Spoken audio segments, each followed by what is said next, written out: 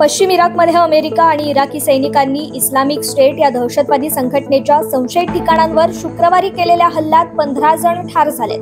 अमेरिकी लष्कराच्या सूत्रांनी काल वृत्तसंस्थेशी बोलताना ही माहिती दिली आहे. या कारवाई दरम्यान अमेरिकेचे 7 जवान जखमी झालेत. गेल्या काही दिवसात अमेरिकेने केलेली ही सर्वात मोठी कारवाई आहे.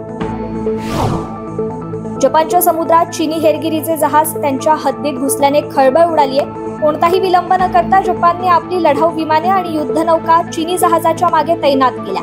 या घटनेनंतर जपानने काल एका चीनी सर्वेक्षण जहाजावर आपल्या प्रादेशिक पाण्यात घुसखोरी केल्याचा आरोप केला आणि या संदर्भात तेथील चीनी दूतावासाद्वारे औपचारिक निषेध नोंदवला. जपानच्या परराष्ट्र मंत्रालयाने ही माहिती दिली आहे. ऑस्ट्रेलियामध्ये नुकताच राईट टू डिस्कनेक्ट कायदा लागू झालाय. या नवीन कायद्यानुसार कर्मचाऱ्यांना त्यांच्या कार्यालयीन कामकाजांचे तास संपल्यानंतर फोन आणि ईमेलला प्रतिसाद न देण्याचं स्वातंत्र्य आहे. विशेष म्हणजे अमेरिका आणि युरोपमधील सुमारे 20 देशांमध्ये हा नियम यापूर्वीच लागू झालाय. हवामान बदलाच्या दुष्परिणामांचा त्रास जगभर होऊ लागलाय. तापमान वाढीमुळे जगाच्या अस्तित्वालाच धोका निर्माण झालाय. हे थांबवण्यासाठी आता युरोपातील देशांनी कंबर कसली आहे. युरोपातील देशांनी जानेवारी ते जून या कालखंडात पारंपरिक विजेचा वापर कमी केला. त्यासाठी होणारा जीवाश्म इंधनाचा वापरही कमी झालाय. स्वच्छ ऊर्जा थिंक टँकच्या अहवालातून ही बाब समोर आली. मागच्या वर्षीच्या समान कालावधीचा विचार करता या देशांनी वीज निर्मितीसाठी जीवाश्म इंधनाचा वापर 17% इतका कमी केलाय. बांगलादेशमध्ये आत्ताही हिंसाचार सुरूच आहे. गेल्या काही दिवसात बांगलादेशातील अल्पसंख्याक हिंदूंवर हल्ले होत असल्याचं दिसून आलं. आता हे हल्ले आणि अत्याचाराचा सामना केल्यानंतर येथील हिंदूंना सरकारी नोकऱ्यांचा राजीनामा देण्यास भाग पाडलं जात आहे. 5 ऑगस्ट पासून जवळपास 50 हिंदू शिक्षकांना राजीनामा देण्यास भाग पाडण्यात आले. या संदर्भातील माहिती बांगलादेश छात्र ऐक्य परिषदेने शनिवारी पत्रकार परिषदेत दिली आहे. छात्र ऐक्य परिषद ही बांगलादेशातील हिंदू, बौद्ध आणि ख्रिश्चन विद्यार्थ्यांची एक संघटना आहे.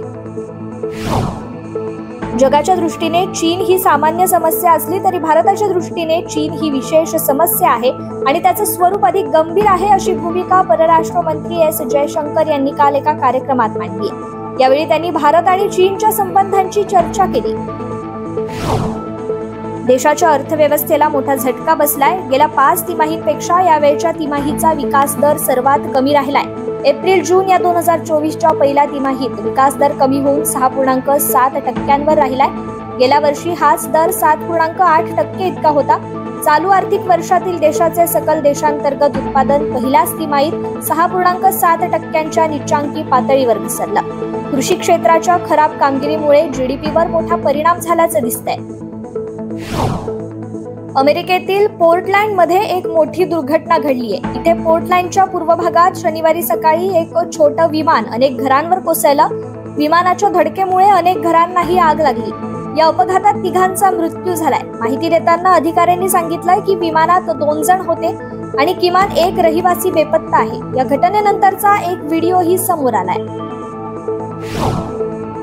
रशियामध्ये हेलिकॉप्टरने उड्डाण घेतल्यानंतर ते बेपत्ता झाल्याची माहिती समोर आली आहे. हे हेलिकॉप्टर काल सुदूर पूर्व द्वीपकल्प कामचटका इथे उड्डाण करत असताना बेपत्ता झाल्याचं सांगण्यात येते. या हेलिकॉप्टरमध्ये 3 क्रू मेंबरसह एकूण 22 जण होते. रशियन वृत्तसंस्थेने दिलेल्या माहितीनुसार हेलिकॉप्टर वॉचकाझेट्स ज्वालामुखीजवळ उड्डाण करत असताना ते बेपत्ता झालं. या हेलिकॉप्टरच्या शोधासाठी आता दुसरं विमान पाठवण्यात आलंय. पाकिस्तानातील पेशावर इथे एका विमानातील प्रवाशांमध्ये मंकीपॉक्स विषाणूची पुष्टी झाल्यानंतर देशातील एमपॉक्स रुग्णांची संख्या 5 वर पोहोचली. त्यामुळे पाकिस्तान सरकार खबरदारीची पावलं उचलायला सुरुवात केली आहे. पाकिस्तानमध्ये विमानस्थानावरील प्रवाशाची तपासणी केली जाते. बलात्काराच्या गुन्ह्याप्रकरणी शिक्षा भोगत असलेल्या आसाराम बापूने शिक्षा रद्द करण्याची मागणी करत गुजरात हायकोर्टामध्ये धाव घेतली. तसेच या प्रकरणात आधीपासूनच बराच काळ तुरुंगात असल्याने आपल्याला झालेली शिक्षा रद्द करावी अशी मागणी न्यायाधीशांसमोर केली. आसाराम बापूच्या या याचिकेवर सुनावणी करताना न्यायाधीशांनी या अर्जावर विचार करण्यासाठी कुठलाही असामान्य आधार नसल्याचं सांगत तो फेटाळून लावलाय.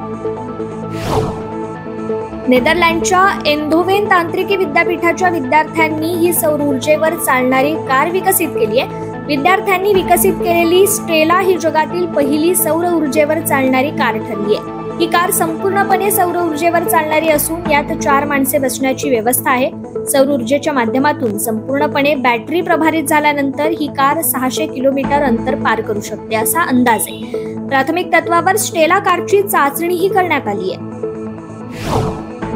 बाजार नियामक सेबीने फ्युचर्स आणि ऑप्शन संदर्भात नवं परिपत्रक जारी केले. शेअर बाजारातील हेराफेरीला लगाम घालण्यासाठी बाजार नियामकानं एंट्री आणि एक्झिट बाबतचे नियम कडक केलेत. सेबीने मार्केट वाईड पोझिशन लिमिट 500 कोटी रुपयांनी वाढवून 1500 कोटी रुपये केली आहे. डेली कॅश सेगमेंटचं प्रमाण सरासरी 10 कोटी रुपयांवरून 35 कोटी रुपयांपर्यंत वाढवण्यात आलंय. याशिवाय medium quarter sigma order size 25 lakh रुपयांवरून 75 लाख रुपये इतकी करण्यात आली आहे. वेस्ट इंडिजचा तुफानी फलंदाज निकोलस पुरन याने एक मोठा विक्रम आपल्या नावावर केलाय. आश्चर्याची गोष्ट म्हणजे अवघ्या 8 महिन्यात पुरनने आपल्याच देशाचा माजी दिग्गज ख्रिस गेल याचा विक्रम मोडलाय. पुरन आता एका वर्षात T20 क्रिकेटमध्ये सर्वाधिक षटकार मारणारा फलंदाज ठरलाय. एक उत्कृष्ट कलाकृती म्हणून ओळखला जाणारा तुंबाड हा चित्रपट 2018 मध्ये प्रदर्शित झाला होता. आता हा चित्रपट मोठ्या पडद्यावर पुनरागमन करण्यासाठी सज्ज झालाय. निर्मात्यांनी त्या संबंधित पोस्टर रिलीज करून तारीख जाहीर केली आहे. एक आकर्षक भयानक नवीन पोस्टर रिलीज करत त्यांनी तुंबाड चित्रपट 13 सप्टेंबर 2024 ला पुन्हा एकदा चित्रपटगृहात प्रदर्शित होणार असल्याचं सांगितलंय. या पुनरागमनामुळे चाहत्यांना आणि नवोदित प्रेक्षकांना या चित्रपटाचा पुन्हा आस्वाद घेण्याची संधी मिळणार आहे. तुंबाडमधील जग काल्पनिक पौराणिक गावातील आहे.